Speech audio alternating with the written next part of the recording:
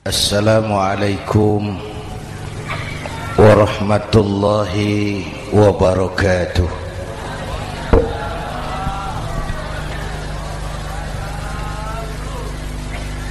Alhamdulillahi wa kafa,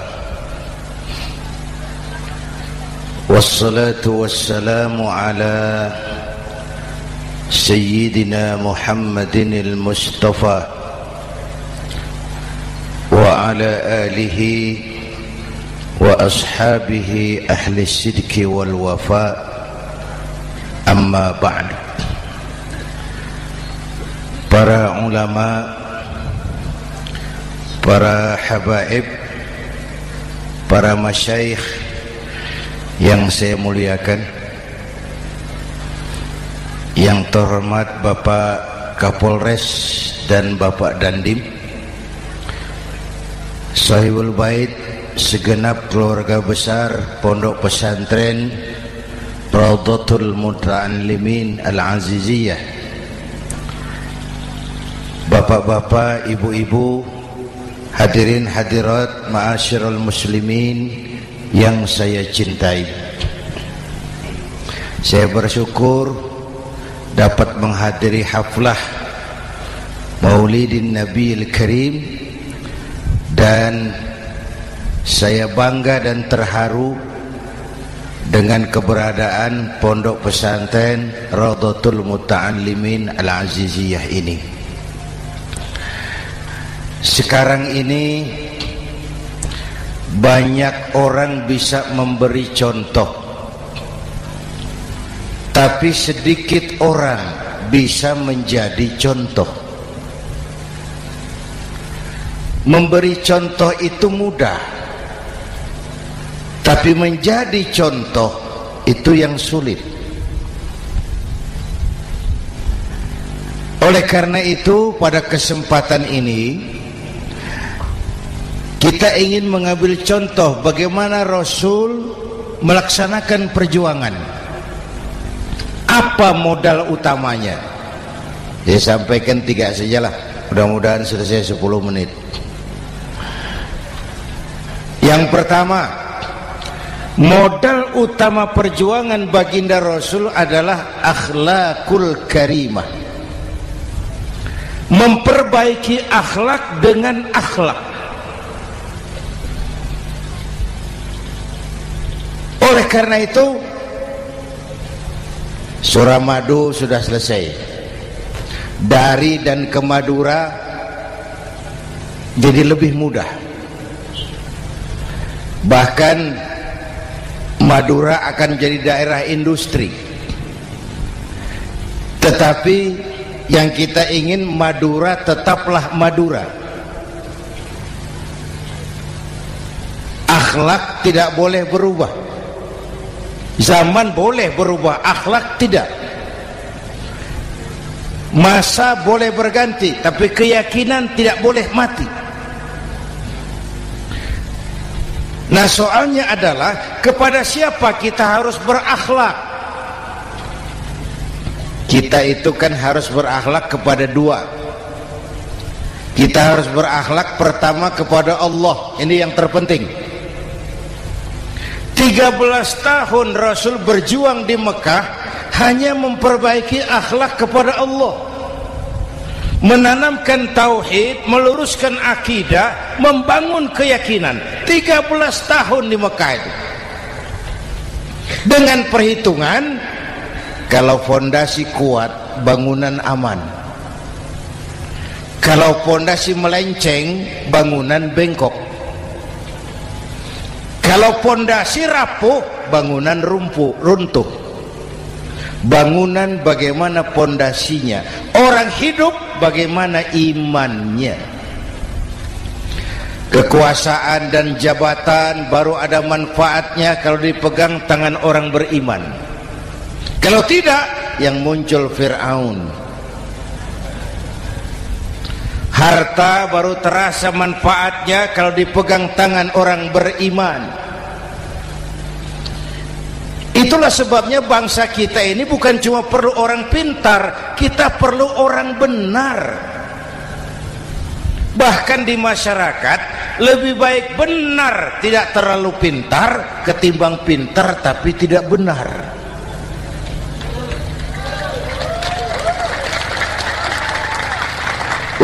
Kalau sudah pintar tidak benar, rusak rakyat itu Pak. Disuruh ngurus beras malah nimbun beras. Ya, disuruh ngurus laut jadi bajak laut. Disuruh ngurus hukum, bikin hukum seperti pisau, tajam ke bawah, tumpul ke atas. Kalau yang kecil salah, hukum cepat-cepat ditegakkan. Yang besar salah, diam pura-pura tidak mengerti. Itu yang melukai rasa keadilan.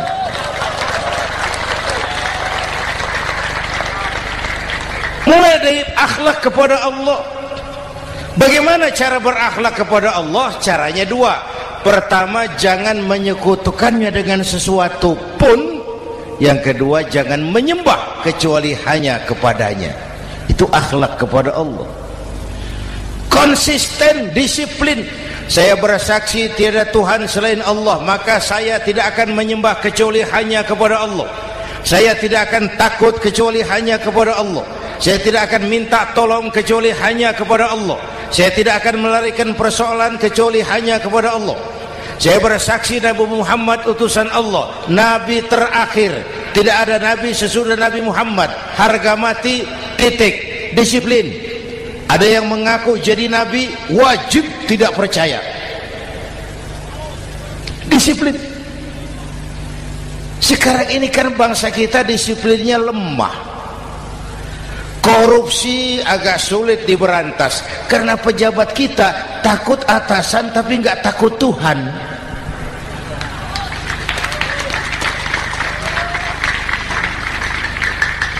Itu sama dengan anak muda naik sepeda motor ngebut, lampu merah jalan terus, di stop sama polisi.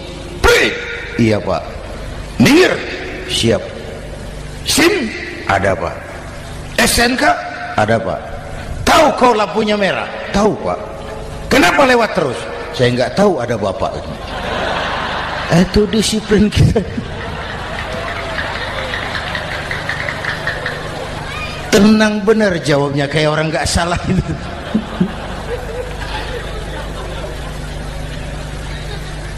Iman. Apalagi belakangan ini saya sering bilang gini Pak, ini humor tapi agak tasawuf. Orang yang paling tenang hidupnya itu tukang parkir. Coba lihat tukang parkir, walaupun mobil banyak, mereknya bagus-bagus, tidak pernah sombong. Tenang. Nanti mobil pergi satu demi satu, habis sama sekali, dia tidak sedih. Tenang. Mobil banyak tidak sombong, mobil habis tidak sedih. Apa rahasianya? Ternyata, nih tasawufnya di sini. Tukang parkir tidak merasa memiliki, tapi merasa dititipi. Wah, itu. Siapa saja yang merasa memiliki, bersiaplah kehilangan, dan itu menyakitkan.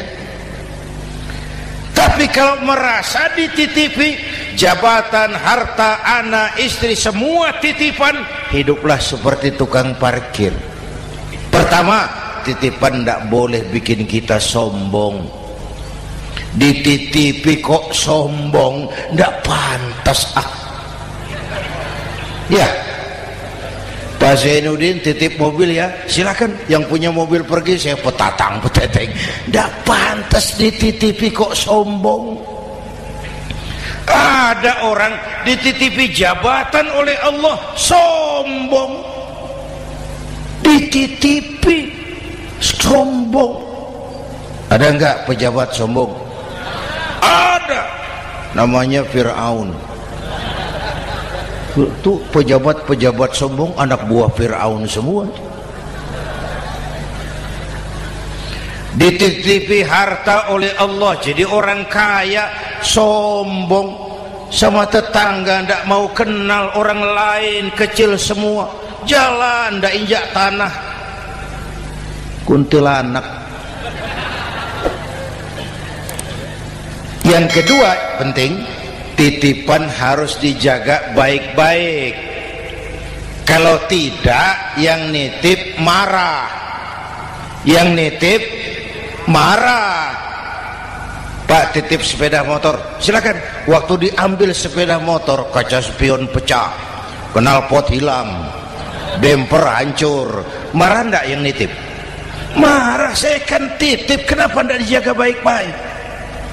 Dititipi harta oleh Allah jadi orang kaya supaya bangun pesantren, bela yatim, santuni yang lemah. Pelitnya 17 setan. Yang nitip marah.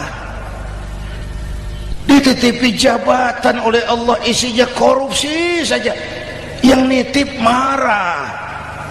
Nah, saya mau kasih lihat sekarang. Allah titip Indonesia. Allah titip Indonesia. Hai rakyat, ini Indonesia, aku titip, kata Allah. Sebentar, ada meja mau naik. Silakan, Mas. Iklan. Ya, terima kasih. Jangan disangka kalau disediakan air teh pidatonya jadi lama. Dekorasi ini kok. Sampai mana tadi? Hai rakyat, ini Indonesia, aku titip, kata Allah. Ini negara besar dan kaya. Titipan ini ditebus dengan keringat, air mata, darah, dan nyawa.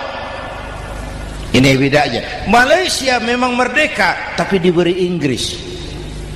Singapura merdeka, diberi Inggris.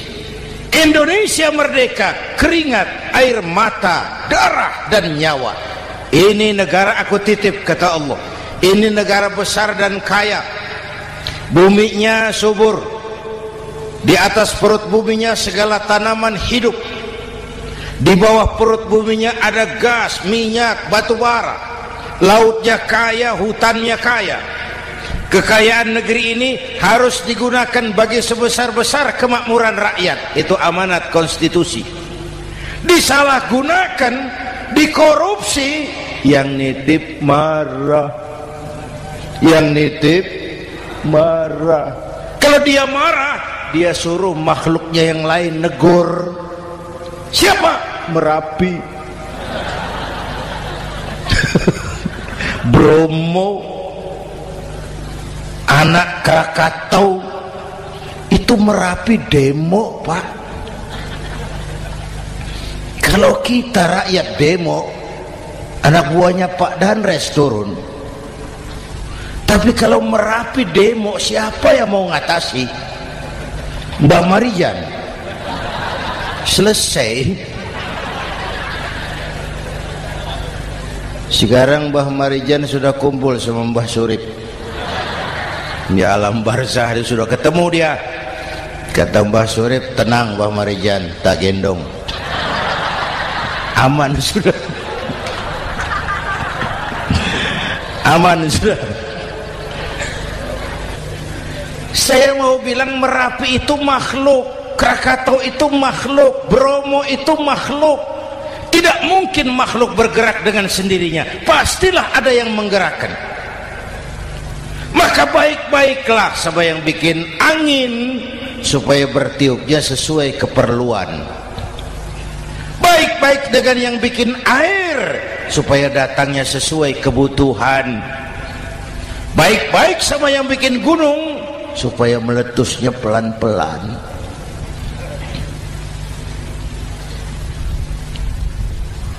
Bapak Ibu hadirin yang saya hormati, menjaga titipan. Jangan menyembah kecuali hanya kepadanya. Jangan menyekutukannya dengan sesuatu pun. Ayo, saya ngobrol kita. Bapak Ibu hadirin yang hadir di sini ini, kita ini semua hamba Allah apa bukan? Hamba Allah. Kata siapa? Kata kita. Kalau kata kita, namanya ngaku. Ngaku itu boleh dan murah. Apa diakui? Kita belum tahu. Ya, kan baru kata kita itu. Dan tidak otomatis kalau kita bilang saya ini hambamu ya Allah, lalu Allah jawab iya ya. Tidak, wong itu kan kata kita. Saya hamba Allah, kata saya. Berapa banyak orang perbuatannya, ucapannya berkata saya hamba Allah, perbuatannya menyatakan dia hamba setan, hamba nafsu, hamba dunia, budak jabatan. Tidak sesuai ucapan dengan perbuatan. Jadi hamba Allah itu enggak mudah, digojlok, diuji. Coba lihat, yang jelas diakui sebagai hamba itu baru satu yang kita peringati ini, baginda Nabi. Allah mengakui kapan? Waktu menceritakan Isra dan Mi'raj. Apa yang dipakai kalimat? Subhanallazi asra bi'abdih. Maha suci Allah yang telah menjalankan hambanya. Hambanya. Muhammad itu hambaku, aku jalankan dia. Allah mengakui. Kapan kalimat ini turun? Setelah Nabi digojlok, ditempa, digembleng, diuji, difitnah, dicaci maki, dilontari kotoran unta, sahabat-sahabatnya dibantai. Lolos, Muhammad betul-betul hambaku. Ayo Isra Muhammad. Subhanallazi asra bi'abdi, hambaku.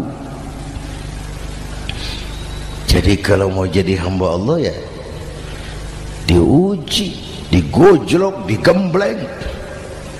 Nah, mari kita lihat kehambaan baginda Nabi. Orang yang paling bersih hatinya Rasulullah. Orang yang paling baik akhlaknya Rasulullah. Orang yang dosanya sudah mendapat jaminan ampun Rasulullah. Tapi Rasulullah kalau sholat malam bengkak kakinya karena rajin sujud. Hati bersih, akhlak terbaik, dosa sudah diampuni. Tapi kalau sholat malam kakinya bengkak karena rajin sujud. Saya tahu di sini juga banyak yang kakinya bengkak. Cuma urusannya apa, itu urusan masing-masing. Pada tingkat seperti itu Rasulullah, saya perlu Allah, saya perlu Allah, saya perlu Allah. Yang 100 tahun kita bangun selesai oleh gempa 3 menit. Ya.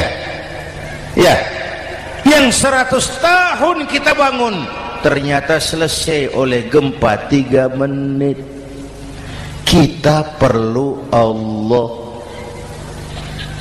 Kita perlu Allah.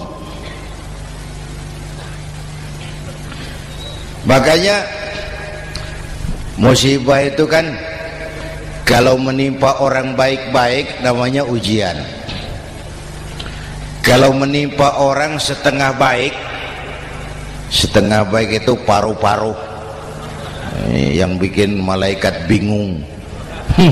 Sholat rajin, maksiat tekun,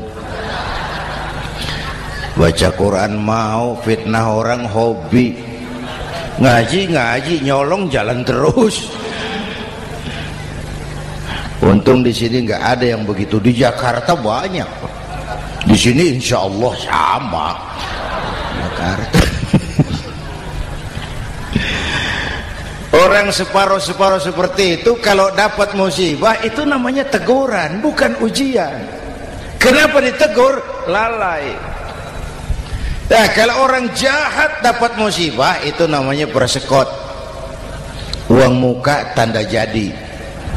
Kontannya nanti di akhirat. Kalau diuji bukan saja harus sabar tapi harus lulus. Kalau ditegur, introspeksi, perbaiki yang kurang, kurangi yang memang berlebihan. Bertali-tali, bersambung-sambung musibah ini, dan musibah kalau datang tidak pernah memilih, tidak pernah memilih. Bapak Ibu hadirin yang saya muliakan, jadi mari yang pertama jaga akhlak kita kepada Allah. Jangan menyekutukannya dengan sesuatu pun, jangan menyembah kecuali hanya kepadanya. Sekarang kan musim entertain, orang pandai membangun pencitraan, orang pinter bikin bungkusan. Sekarang ini kiai sama dukun tipis bedanya. Bener Pak, pemburu hantu pakai sorban, pakai gamis, nanti kiai pakai helm. Atribut sudah kacau sekarang ini, siapa pakai apa, siapa mau jadi apa, tidak jelas. Sementara masyarakat kita memang agak kutil, kurang teliti, cepat heran, gampang kagum. Pernah terjadi suatu saat tabrakan di jalan, keras sekali, korban jatuh berlumur darah, dikerubungi orang banyak. Datang wartawan mau ambil gambar dari dekat, sulit, banyak sekali orang ngerubung. Dia cari akal, tolong saya dikasih jalan ke dekat korban.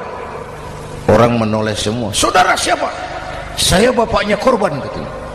Dia mengaku bapaknya korban. Ya orang minggir semua, minggir, ada bapaknya korban. Orang minggir semua, dia maju ke depan korban. Sampai di depan korban pucat mukanya itu wartawan. Kenapa? Yang ketabrak anak monyet, Pak. Dia sudah ngaku bapaknya korban.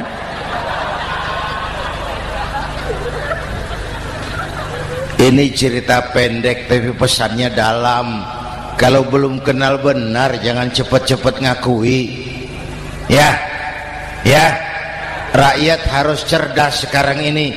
Emas pasti kuning, benar itu? Apa semua yang kuning pasti emas? udah cerdas lah itu, itu. Hati-hati, ini jangan pencitraan. Orang pandai bikin bungkusan. Oleh karena itu kita juga harus punya filter supaya tidak hanyut oleh kedangkalan-kedangkalan pencitraan itu. Satu itu akhlak kepada Allah. Yang kedua, kepada siapa kita berakhlak? Kepada sesama manusia. Kepada sesama manusia itu siapa? Pertama, sesama muslim.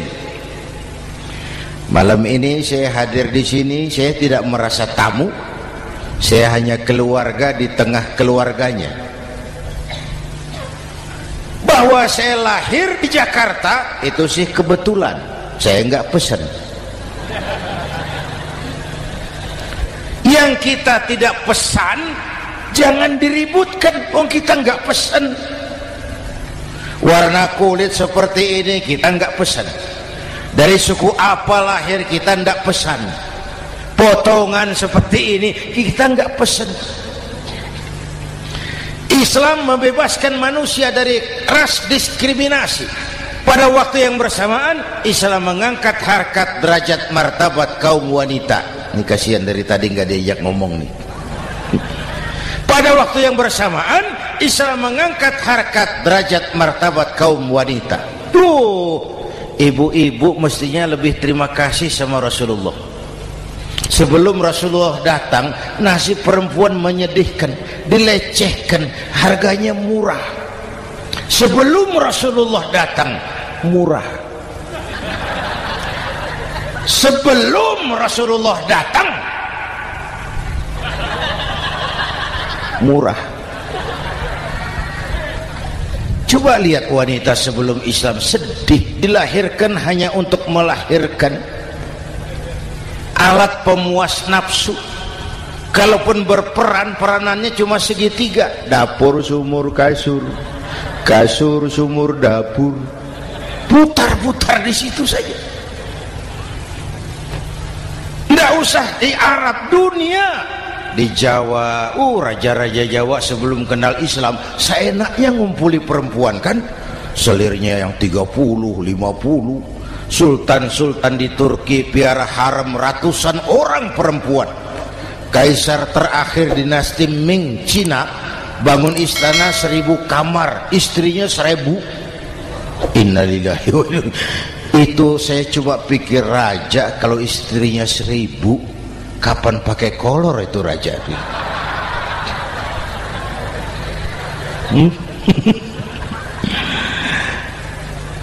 Rasulullah datang terenyuh, an-nisa imadul bilad, perempuan jangan diperlakukan begitu, perempuan tiang negara, kalau baik perempuan baik negara, kalau rusak perempuan hancur negara.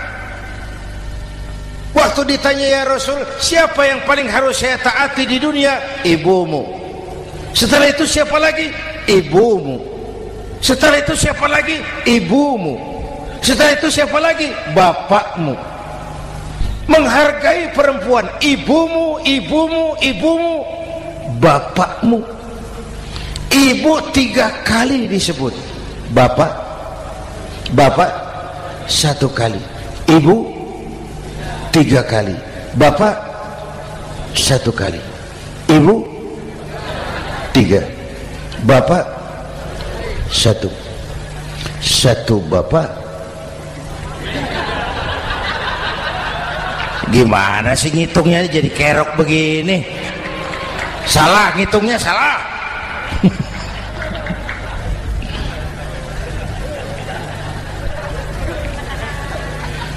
Lalu dicairkan kehidupan kemasyarakatan di masjid. Masya Allah, masjid itu pendidikan demokrasi betul. Pertama, siapapun masuk masjid copot sandal, buka sepatu. Benar itu? Ini masyarakat yang mau kita bangun. Tidak ada warga negara kelas 1, semua sama. Lurah masuk masjid buka sepatu, rah. Camat masuk masjid buka sepatu, mat. Gubernur masuk masjid buka sepatu, Nur. Nikmatnya masyarakat masjid. Nikmatnya masyarakat masjid. Coba, binatang saja harganya tidak sama toh. Sapi yang mahal yang gemuk, betul? Karena harga sapi pada dagingnya. Makin gemuk sapi makin mahal harganya. Tapi ada burung perkutut lebih mahal dari sapi, padahal dagingnya sedikit, betul. Kenapa harganya lebih mahal dari sapi? Harga perkutut suaranya. Di mana harga manusia yang paling gemuk? Silahkan bersaing dengan sapi. maaf.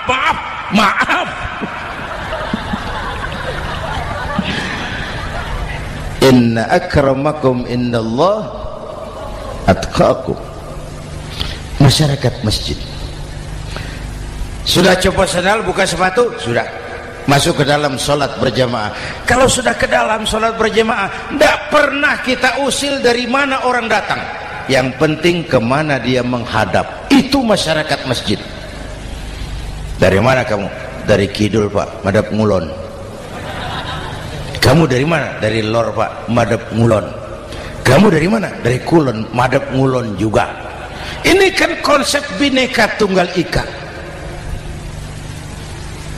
Dari manapun orang datang, apapun warna kulitnya, dari suku apapun ia dilahirkan, kalau akidahnya sama, itu saudara kita. Lalu sholat berjamaah. Apa itu? Hidup bermasyarakat, berbangsa dan bernegara. Harus ada imam, harus ada makmum.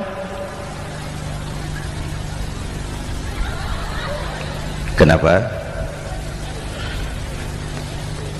Ini saya harus agak hati-hati, pakai sarung angin ini. Apa tadi ngomong apa saya? Sholat berjamaah, bermasyarakat, berbangsa dan bernegara. Ada imam, ada makmum. Siapa makmum? Kita ini rakyat.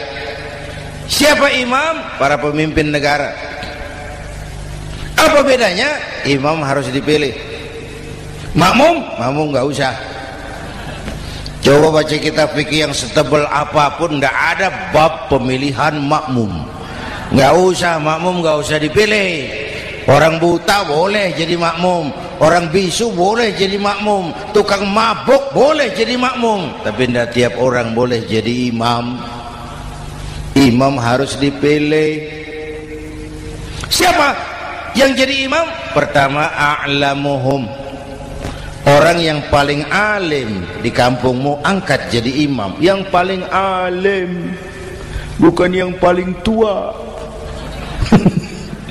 Yang paling alim, tahu urusan, punya konsep, punya visi dan misi, mengerti negara ini mesti dibawa kemana, jalan keluarnya apa, angkat jadi imam.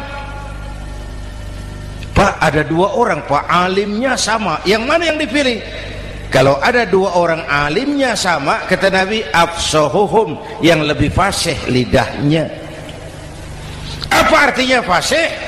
Nyambung sama rakyat, tahu apa yang dimaui rakyat, nyambung. Tidak sah orang fasih bermakmum kepada imam cedal.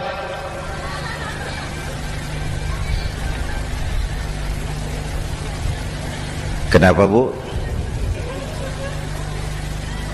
Nyambung. Capek kalau punya imam gak nyambung sama makmum. Makanya kalau sudah jadi imam, pesan Nabi apa? Idza amma ahadukumun nasa falyukhaffif. Kalau kamu jadi imam, ringankan sholat kamu, jangan terlalu panjang. Itu makmum tidak sama kekuatannya. Ada yang tua renta, diri saja sudah gemetar. Ada makmum yang punya darah tinggi, kalau sujud lama kepalanya sakit. Ada makmum yang sudah janji habis sholat mau terima uang. Jangan kalau sudah jadi imam di kota, sholat isya berjamaah, rakaat pertama selesai Fatihah, Yasin, bubar makmum itu. Jadi imam jangan terlalu lama, kayak Husni Mubarak tuh, kelamaan jadi imam, 30 tahun, rakyat capek.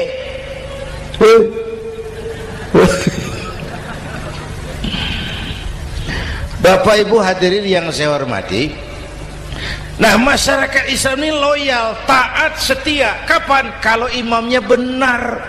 Imam takbir, makmum takbir, imam ruku', makmum ruku', imam i'tidal, makmum i'tidal, imam sujud, makmum sujud. Tapi masyarakat Islam tidak buta. Imam keliru, makmum wajib menegur. Ya. Bagaimana negurnya? Mestinya ruku', imam sujud. Wah, keliru ini. Subhanallah, kan gitu. Itu aturan main. Tidak boleh imam keliru, makmum emosi, main pegang, mam, hoi salah, hoi, kacau sholat.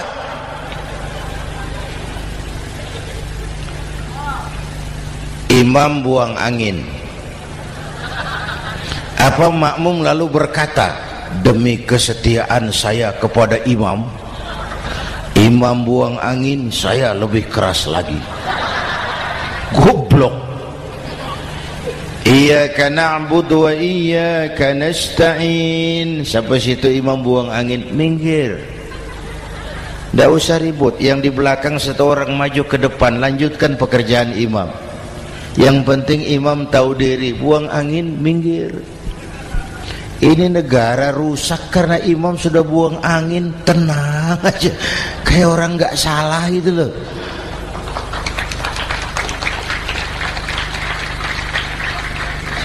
Selesai sholat dikasih tahu, imam tadi buang angin ya sedikit.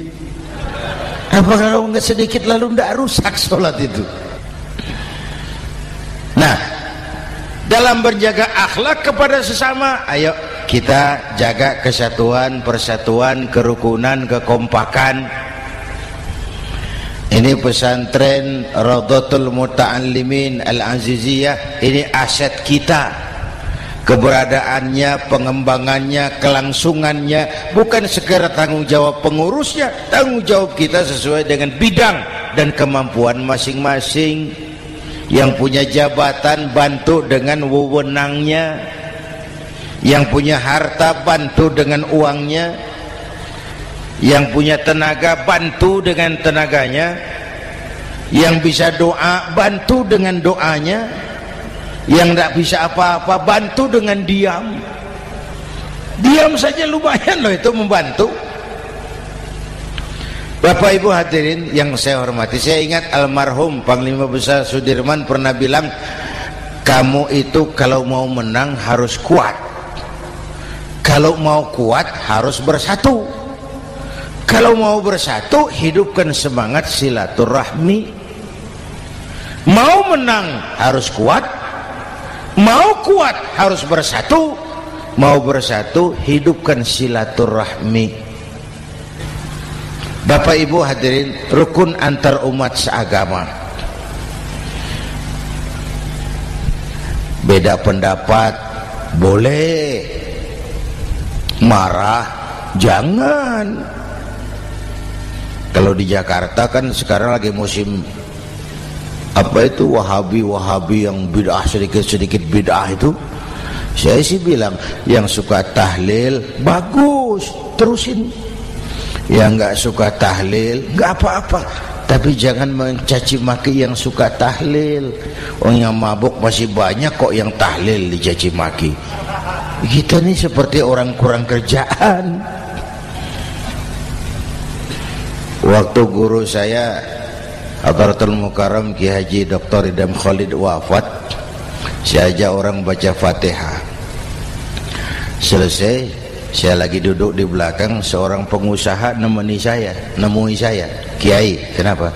Saya coba ingin kepastian. Apa? Orang yang sudah mati dibacakan Fatihah itu, apa pahalanya sampai? Saya bilang gini, Mas, kamu kalau nggak percaya mati aja dulu. Saya bacain Fatihah, tunggu di sono. Kalau nggak nyampe balik lagi nggak apa-apa.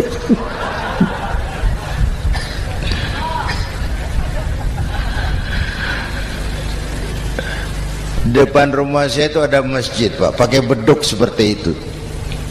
Ada teman saya, Kiai, pakai beduk masjidnya. Iya pakai. Kan Rasulullah enggak pakai. Enggak memang. Bid'ah tuh. Oh, siapa bilang?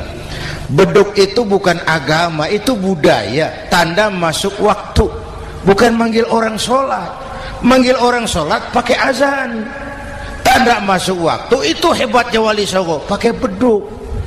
Kalau nggak mau pakai beduk boleh, teriak-teriak juga boleh. Maghrib, boleh. Tapi Wali Songo kan bijaksana, pakai beduk saja, sekali pukul satu desa dengar. Itu bijaksananya dakwah Wali Songo. Kalau beduk dianggap bid'ah, miskin kita. Itu budaya. Seperti sepeda motor, itu budaya. Kalau nggak mau pakai beduk boleh, teriak-teriak juga boleh. Maghrib, boleh. Tapi Wali Songo kan bijaksana, pakai beduk saja, sekali pukul satu desa dengar. Itu bijaksananya dakwah Wali Songo. Kalau beduk dianggap bid'ah, miskin kita. Itu budaya. Seperti sepeda motor, itu budaya. Kalau beduk dia nggak bid'ah, sepeda motor bid'ah tuh. Rasulullah nggak pakai, jual, beliin unta.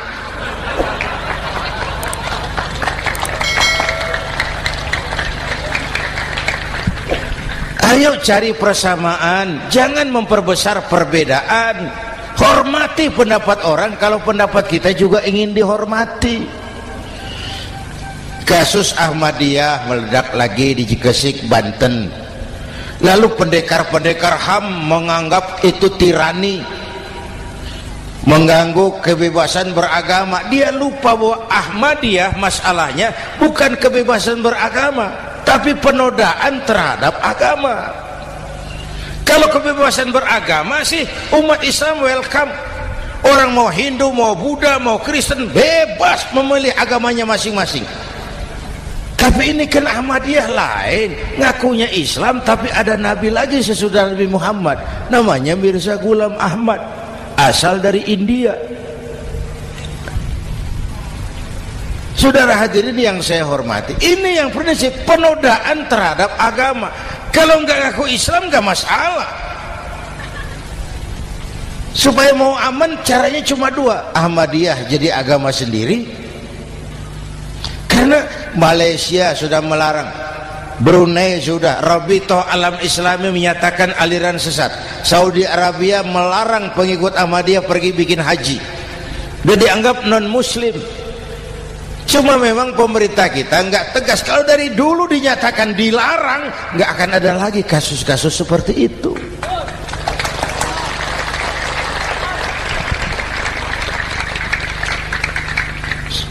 Nah, selain itu kita umat juga harus disiplin.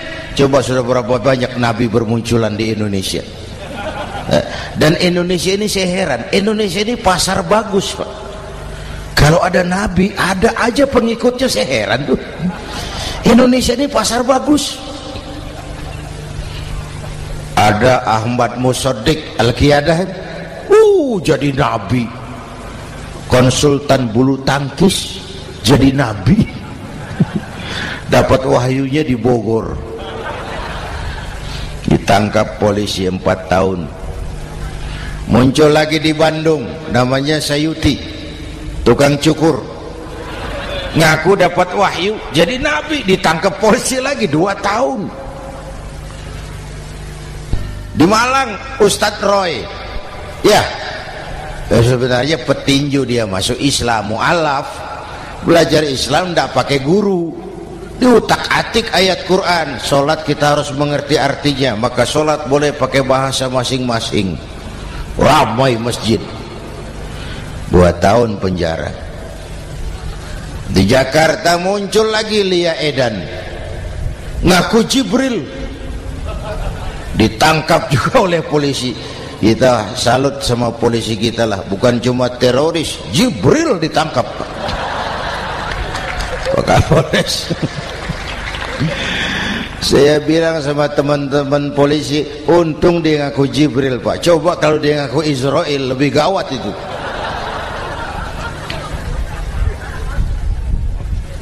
Yang parah, antara Cirebon Losari, dia perbatasan Jawa Tengah Jawa Barat, pernah muncul agama baru namanya agama Jasun, agama Jawa Sunda, agama Jasun Jawa Sunda. Yang jadi nabi Tugimin. La haula wala quwata. Saya bilang ini jangan jadi nabi, jadi kiai juga nggak angker ini. Al Mukarram Bapak Kiai Tugimin, nggak enak. Yang lebih ndak enak selawatannya loh itu. Kalau kita kan tadi nikmat tuh, ya Habibi ya Muhammad, nikmat rasanya itu. Coba ganti sama yang tadi, wah enggak, ya Habibi ya Tugimin, enggak enak itu, Pak. Jadi umat Islam itu sangat menghormati orang lain agama. Soal agama orang lain, lakum dinukum, awas hati-hati kalimatnya. Kita menghormati orang lain agama. Soal agama orang lain, lakum dinukum. Kita memang yakin cuma Islam agama yang benar, tapi bukan berarti kita boleh menghina agama orang lain. Kenapa? Kalau agama kita yang dihina, kita kan sakit hati. Orang lain sama dong. Itu sebabnya Allah berpesan, jangan kau caci maki Tuhan mereka, karena mereka akan balas mencaci maki Tuhanmu. Dan itu artinya mencaci maki aku, kata Allah. Jelas ini? Jelas? Justru karena umat Islam mayoritas di Indonesia, maka kerukunan antar umat beragama terjaga dengan baik. Kalau umat Islam mau main kasar, mau main kayu, mau main keras, Umat Islam ini 85%, yang lain pasti selesai, saya jamin selesai. Tapi kan tidak, kita sadar betul ini negara Pancasila, kita sadar betul bahwa kita harus menghargai orang lain agama, menjaga kerukunan, rukun antar umat beragama. Yang ketiga, rukun antar umat beragama dengan pemerintah. Dulu kiai saya bilang, sultanun zulum khairum min fitnatin tadum. Pemerintah yang jelek pun sebenarnya masih lebih lumayan ketimbang tidak ada pemerintahan, kalau itu ukurannya. Coba umpama nanti Pak SBY sudah terlalu pusing, lalu pengumuman jam 000, seluruh rakyat Republik Indonesia saya umumkan mulai malam ini tepat jam 000 pemerintah bubar. Ayo bayangkan seperti apa kita tanpa pemerintah. Hukum rimba, yang kuat menekan yang lemah, yang kaya merampok yang miskin. Rumah saudara dirampok, lapor ke polisi, kata Kapolres, maaf polisi baru bubar. Hak asasi diinjak-injak, lapor ke pengadilan, pengadilan bubar.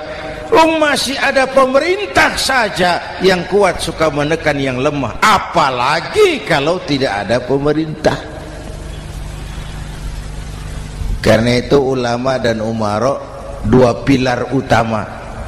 Kalau kuat keduanya, kuatlah masyarakat. Kalau rapuh keduanya, maka rapuhlah juga masyarakat. Bapak Ibu hadirin yang saya hormati, ini yang kedua, kita harus berakhlak kepada sesama. Yang ketiga, kepada siapa kita harus berakhlak? Kenapa? Iya, saya cuma lihat jam. Yang ketiga, kepada siapa kita harus berakhlak? Kita ini harus berakhlak kepada makhluk Allah yang lain di luar manusia. Kepada air kita harus berakhlak loh Pak. Saya dulu remaja ngaji fikih, kiai ngajar makruh buang air kecil di tanah yang berlubang. Saya protes, kenapa makruh kiai? Pertama, untuk kesehatan. Siapa tahu di lubang yang kau kencingi ada gas beracun. Kalau tidak kiai, kalau tidak maka artinya kau harus melindungi binatang yang ada di dalam lubang. Siapa tahu di lubang yang kamu kencingi ada semut sedang rapat membahas masalah Mesir. Apa dosanya lalu mati dikencingi? Ini namanya rahmatan li semut. Bapak Ibu hadirin yang saya hormati, ada hadis sederhana, fa iza zabahtum fa ahsinu zibhata. Kalau kamu menyembelih hewan, sembelihlah dengan cara yang terbaik. Jangan nyembelih ayam pakai pisau tumpul, itu namanya tidak berperi kebinatangan. Kepada ayam kita berakhlak, kepada pohon kita berakhlak, kepada air kita berakhlak.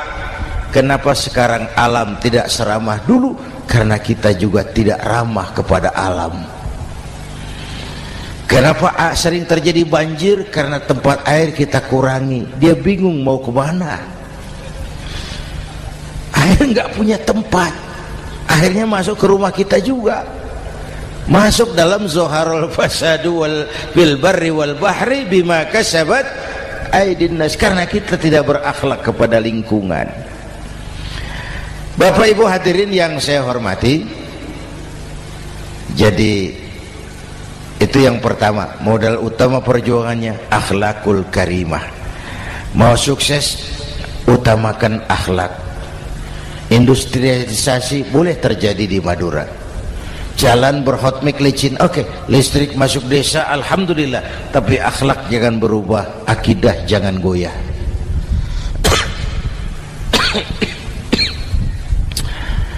Teknologi tidak bahaya, yang bahaya orang yang menggunakannya. Wayang itu yang namanya cepot, itu bisa selawat badar kalau yang megang Anom Suroto. Cepot bisa selawat badar kalau yang megang Anom Suroto. Wayang bagaimana dalangnya, teknologi bagaimana orang yang menggunakannya. Satu. Yang kedua, yang kita contoh dari baginda Rasul, beliau itu sejak kecil tidak dimanjakan, Pak. Lahir ke dunia tidak sempat melihat wajah bapak. Umur 6 tahun ditinggal ibu. Umur 9 tahun ngembala kambing, berniaga ke Syam. Syam itu Syria sekarang. Umur 9 tahun bisnis lintas negara dari Saudi ke Syria. Remaja tidak dimanjakan, kerja keras, peras keringat, banting tulang. Tidak ada pekerjaan halal yang hina. Lahir pribadi yang tegar, mental yang tahan banting, manusia yang tidak cengeng karena sejak kecil ditempa oleh kesulitan. Jadi gini, orang itu kalau biasa susah, ketemu susah, tidak kaget, Pak. Mentalnya kuat. Saya santri biasa makan kangkung, datang ke rumah teman dikasih kangkung, loh makanan saya ini, dikasih daging ayam, nambah. Orang tuh kalau biasa susah enak. Saya santri biasa tidur di masjid, disuruh nginep di hotel, pules, Pak. Tapi yang biasa tidur di hotel suruh nginep di masjid, encok. Hidup ini perjuangan. Mau sukses harus berani susah. Jangan seperti dulu nih cerita santri. Ada santri beternak lebah, ambil madunya itu. Satu hari dia mau periksa sarang lebah, naik ke pohon pakai tangga, pakai sarung biasanya santri. Dia lupa ada pakai celana dalam. Naik pohon periksa, entah bagaimana terpegang sarang lebah itu. Berhamburan lebahnya keluar. Salah satu masuk ke sarungnya. Tergigitlah Al-Mukarramnya itu. Dia menjerit, aduh, jatuh berguling ke bawah. Sudah lama jatuh, dia buka sarungnya, dia lihat bengkak. Karena bengkak kan jadi besar, senang juga dia. Dia berdoa, ya Allah, hilangkan sakitnya, biarlah bengkaknya.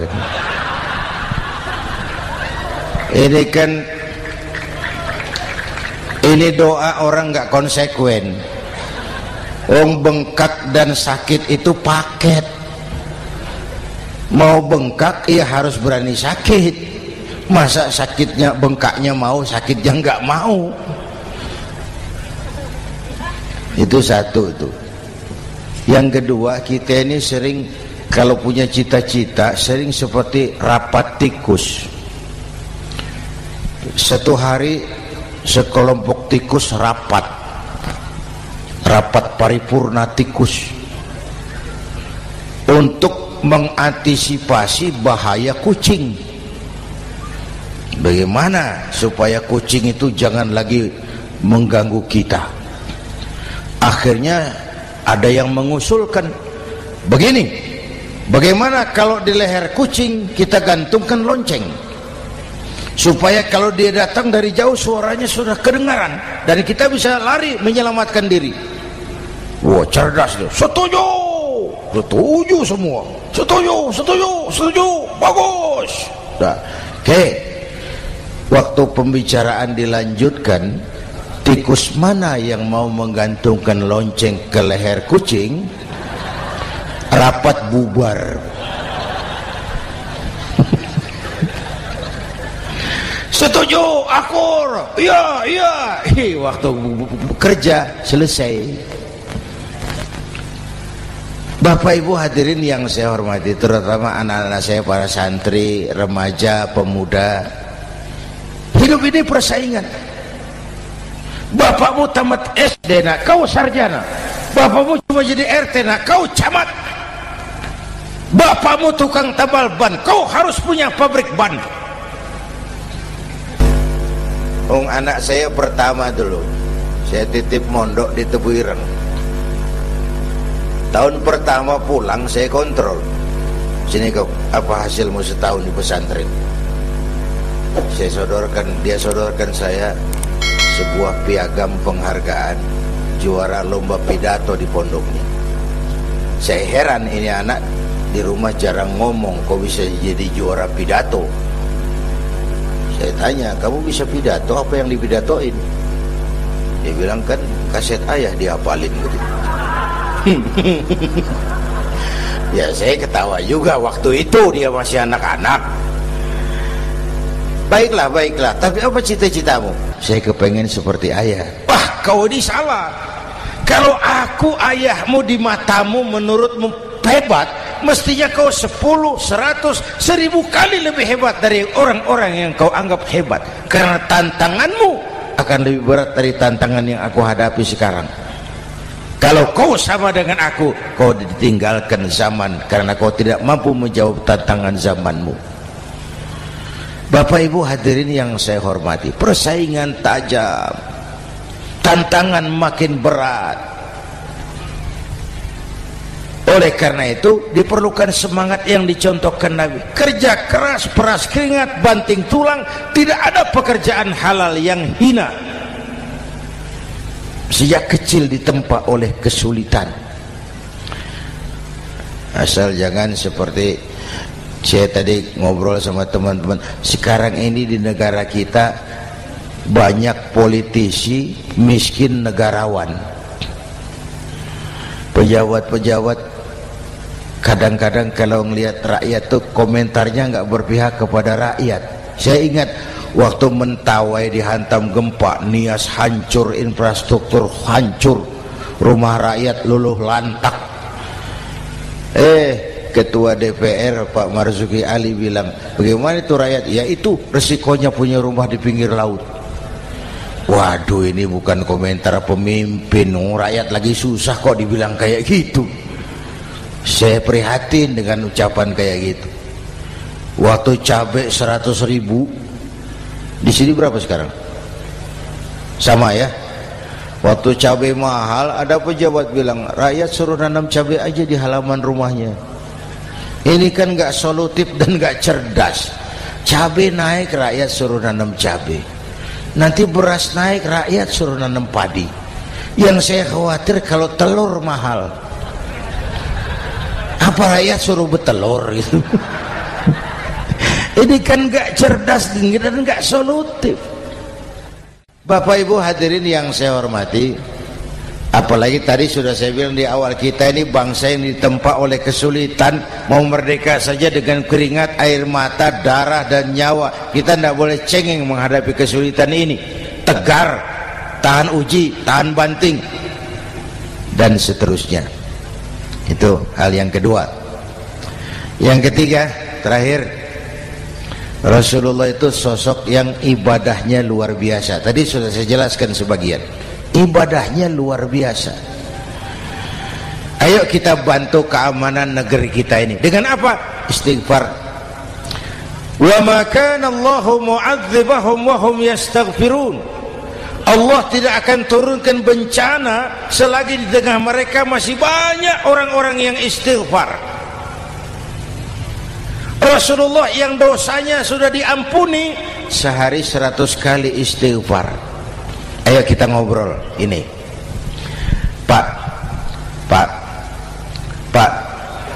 saya ini, Zainuddin ini, kalau mengharap masuk surga dengan amal yang saya kerjakan sendiri, rasa-rasanya tipis harapan. Bener. Sholat saya berapa banyak saya tahu. Sedekah saya berapa duit saya tahu. Dosa saya berapa banyak saya tahu. Lalu saya baca sejarah. Nabi Adam dosanya 1, makan buah khuldi, dikeluarkan dari surga. Nabi Adam dosanya 1, dikeluarin. Kita dosanya banyak, kepengen masuk. Ini nggak nyambung ini. Nabi Adam dosanya 1, dikeluarin dari surga. Kita dosanya banyak, kepengen masuk. Nggak nyambung. Apa yang bikin saya besar hati? Apa yang bikin saya optimis? Ada dua, Pak. Pertama yang disebut rahmat Allah, yang kedua disebut syafaat Rasulullah. Dua itu, Pak. Oh, kalau kita ini insya Allah nanti sampai ke surga, amin, amin. Kalau kita ini sampai ke surga, Pak, saya jamin itu bukan karena amal kita, itu karena rahmatnya Allah. Ndaklah seberapa banyak sih amalan kita mau menggapai surga. Kalau bukan karena rahmatnya Allah, sulit sampai ke sana. Manusia, dosamu besar, tapi lihat rahmatku lebih besar. Manusia, salahmu banyak, tapi ampunanku lebih banyak. Kau nangis di hadapanku, aku senyum melihatmu. Kau berjalan menujuku, aku berlari menyambutmu. Istighfarnya sehari 100. Lalu ada hadis qudsi, inni la ahammu bi'adzabi ibadi. Kadang-kadang aku pengen turunkan azab, bencana kepada manusia, tapi ketika aku melihat 3 perkara, murkaku surut, bencana aku tarik kembali. Coba perhatikan hadis kursi ini. Allah mau marah hendak jadi, bencana ditarik, musibah diangkat.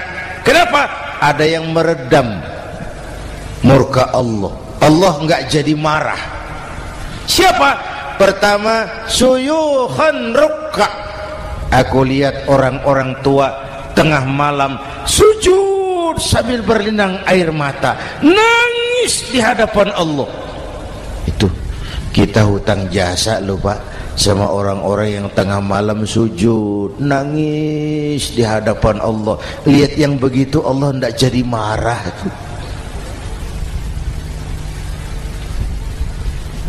Saya tahu nih bapak-bapak ini, ibu-ibu kan suaminya sering bangun tengah malam ya, Bu.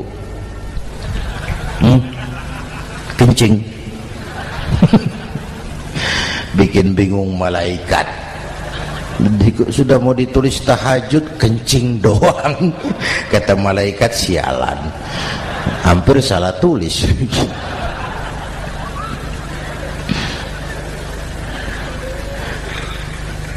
Aku lihat orang tua tengah malam sujud sambil berlinang air mata. Lalu aku lihat bayi-bayi tanpa dosa masih menyusu, sibyanan rudda. Bayi-bayi tanpa dosa masih menyusu, suci bersih, belum ternoda. Wa bahaiman rudda. Dan aku lihat binatang ternak melata mencari makan, kambing mudah cari rumput, alam terjaga keasriannya. Bagaimana bencana enggak mau nambah? Kita mengamalkan hadisnya juga terbalik. Yang diminta itu orang tua tengah malam sujud, bayi tanpa dosa nyusu. Sekarang bayi tanpa dosa dibuang ke tempat sampah gara-gara orang tua tengah malam nyusu. Terbalik namanya. Yang diminta itu orang tua tengah malam sujud, bayi tanpa dosa nyusu. Ini bayi tanpa dosa dibuang ke tempat sampah gara-gara orang tua tengah malam.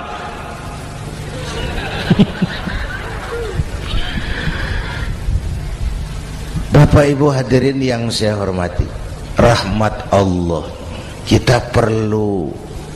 Yang kedua, syafaat Rasulullah. Mari saya cerita syafaat sedikit. Ini sudah jam 00:05 ya.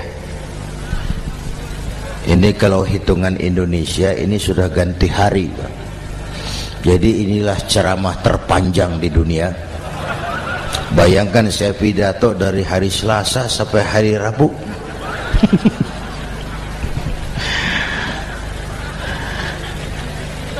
Syafaat agak saya singkat ceritanya.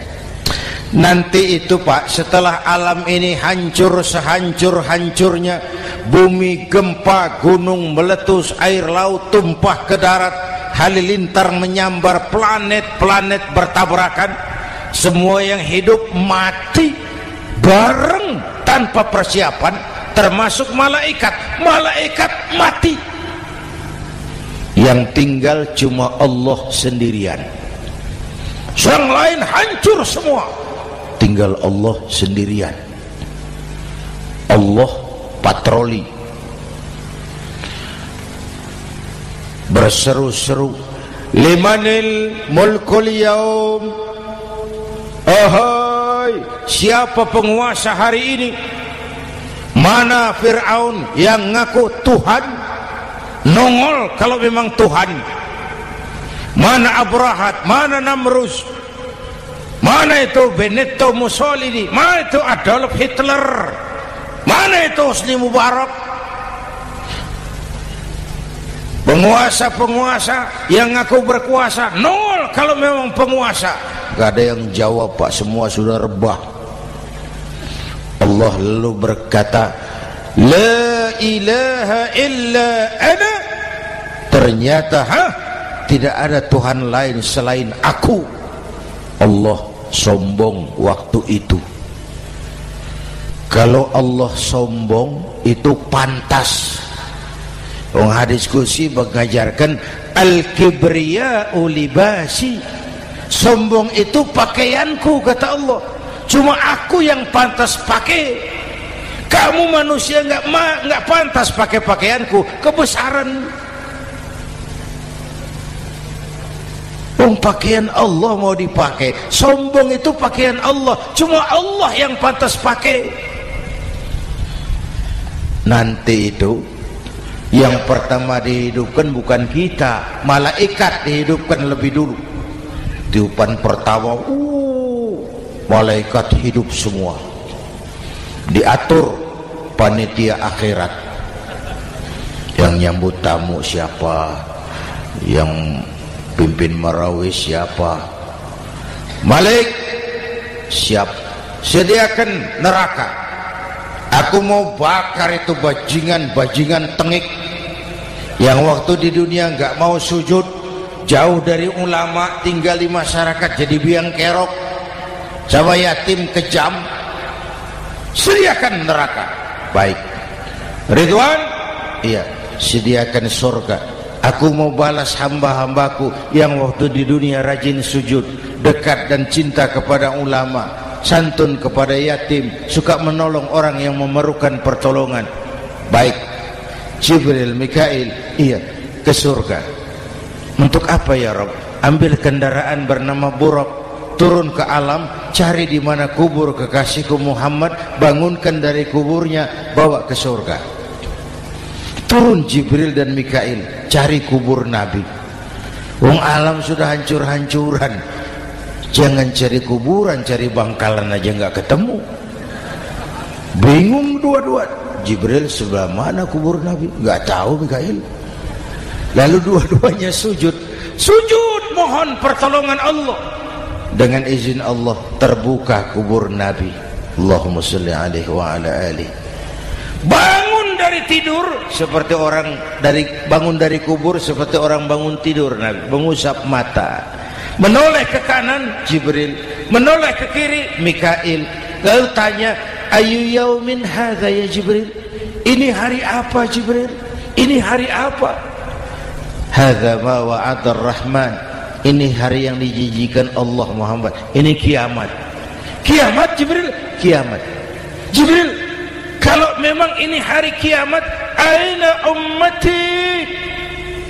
Umat saya mana Jibril? Umat saya mana? Allah Karim. Belum pernah saya lihat di dunia ada satu pemimpin yang begini besar cintanya kepada umatnya seperti baginda Rasul. Dari dunia sampai akhirat beliau cinta kita. Dari dunia sampai akhirat beliau bela kita. Bangun dari kubur, tahu hari sudah kiamat, yang pertama ditanya, aina ummati? Umat saya mana Jibril? Kita yang ditanya. Kalau saya yang pertama dibangkitkan dari kubur, lain pertanyaannya. Ini hari apa Jibril? Kiamat Zainuddin. Oh, bini saya mana Jibril? Nabi enggak tanya Khadijah wala Fatimah wala Aisyah, aina ummati, umat saya mana Jibril? Umatmu? Iya. Kau manusia pertama yang dibangunkan dari kubur. Yang lain masih dikubur. Oh. Lalu kita ke surga Muhammad. Perintah Allah, perintah Allah. Sampai di surga seperti orang tidak betah Nabi itu, resah, gelisah, mondar mandir, mukanya murung. Yang punya surga kan negur, Muhammad, labbaik ya Rabb. Tidak enak di surga ya? Enak. Kok kamu seperti orang nggak kerasan gitu loh, resah, gelisah. Kenapa? Saya teringat umat saya ya Allah. Umat saya bagaimana nasibnya? Iya, saya sudah enak di DPR. Salah. Saya sudah enak di surga, gaji cukup, kursi empuk, dapat mobil dinas. Ya, umat saya yang waktu kampanye kepanasan itu gimana nasibnya tuh?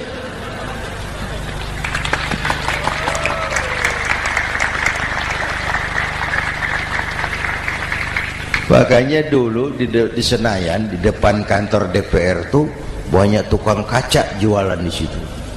Saya bilang ini tukang kaca pintar dagangnya di situ. Pas, maksudnya supaya yang mau berkantor di situ ngaca dulu. Ya, wakil lurah pasti tidak lebih tinggi dari lurahnya. Wakil camat tidak lebih tinggi dari camatnya.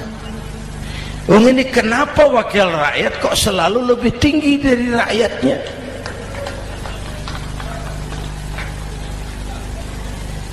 Kan yang memberikan mandat kita rakyat.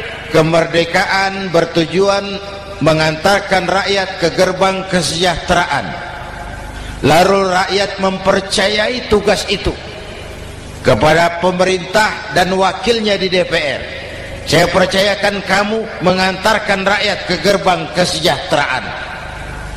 Itu amanat Undang-Undang Dasar. Biasanya yang diantarkan sampai lebih dulu biasanya. Yang diantar sampai lebih dulu, yang mengantar nyusul, namanya ngantar belakangan. Ini lebih cepat wakil rakyatnya makmur daripada rakyatnya. Yang mau nganter makmurnya lebih dulu dari yang mau diantar. Yang diantar kelelerahan di jalanan, yang mengantar udah sampai. Jadi bagaimana Muhammad? Saya minta izin mau keluar, tengok saya punya umat. Oke, saya potong ceritanya. Saat manusia dibangkitkan dari kuburnya masing-masing, Masya Allah, Masya Allah, saya nggak sanggup bayangkan jumlah manusia yang hidup di muka bumi sekarang kan 6 miliar. Cina berdua, India 2,5 miliar. Cina 1,5 miliar, India 1 miliar rakyatnya. Berdua sudah 2,5 miliar. Itu kalau kencing bareng banjir besar. Bayangkan manusia dari awal sampai akhir berapa puluh miliar kumpul di padang mahsyar. Subhanallah. Sibuk, panik, bingung mau disidang di hadapan Allah. Sebagian kumpul di pojokan berunding, kita mau disidangi. Terus ayolah kita cari bantuan. Kemana? Adnan Buyung. Begini. Kita ini kan anak cucu Nabi Adam. Pantas dong kita minta tolong sama beliau. Yuk, setuju. Berangkat cari Nabi Adam. Ya Adam, anta abal bashar. Adam, tuan datuknya manusia. Kami cucu kamu, anak turunan kamu mau disidang. Tolong kami Adam, tolong. Kata Nabi Adam, Quraisy mas, rombongan Jawa aku naik mumet lagi sama Nabi Nuh saja. Nuh bilang tidak bisa, saya juga punya masalah, pernah minta obat ditenggelamkan. Ibrahim barangkali, semua Nabi hand up, angkat tangan.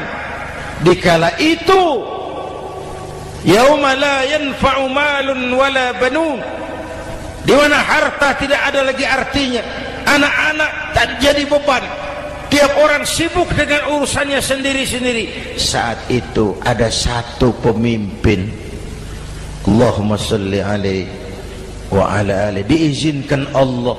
Dikala semua nabi yang lain angkat tangan hand up, beliau malah ummati ana laha, ta'ali ummati, ta'ali ummati, umatku sini, umatku sini. Beliau memanggil-manggil umatnya.